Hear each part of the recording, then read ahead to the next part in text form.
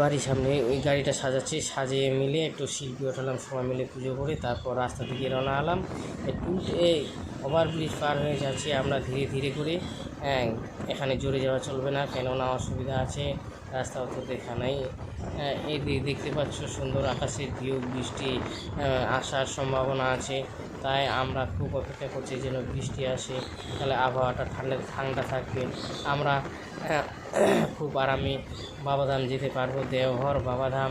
তাই আমরা কিছু করে টুল ট্যাক্সি আমরা চলে আসবো না বলতেই এই টুল ট্যাক্সি আমরা আস্তে আস্তে ঢুকতেছি। ঢোকার পরে এখানে আমাদের পয়সা দিয়ে টুল ট্যাক্স কাটতে হবে। টুল ট্যাক্সের কাছে গেলাম, আমাদের একটু পয়সাটা কাটে নিল ট্যাক্স কাট থেকে।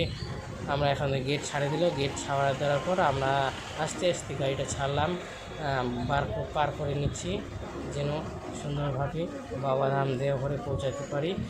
এ দেখো সুন্দর ভিউ, আকাশের মতো মেঘলা আকাশ, সবুজ গাছপালা, সারি সারি এখানে সাইনবোর্ড দেওয়া আছে, দেখতে পাচ্ছ লাইট।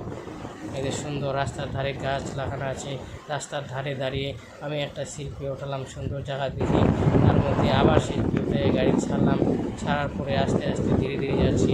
দেখো জল নাই, জল নেই বলে ঠান্ডা আছে না। আমরা সুলতানগঞ্জে পৌঁছে গেলাম, পৌঁছার পর আমরা জল নেওয়ার জন্য মা গঙ্গার কাছে যাচ্ছি। মা গঙ্গার সুলতানগঞ্জে এখানে সবাই জল উঠিয়ে দেওঘরের দিকে রওনা হয়। পরের পর্বতে আর কিছু